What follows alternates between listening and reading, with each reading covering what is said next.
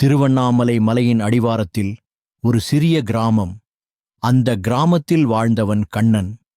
வாழ்க்கை முழுவதும் சோதனைகள். வேலையில்லை, மனதில் நிம்மதியில்லை.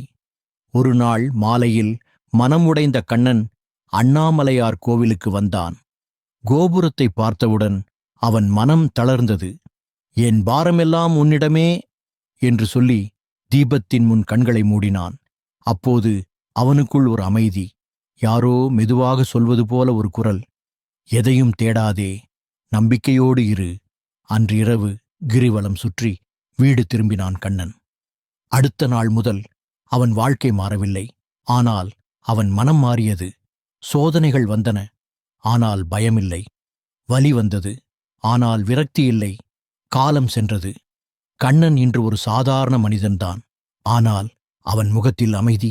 அண்ணாமலையார் அவனுக்கு செல்வம் கொடுக்கவில்லை, பதவி கொடுக்கவில்லை, ஆனால் வாழ்வதற்கான தைரியத்தை கொடுத்தார்.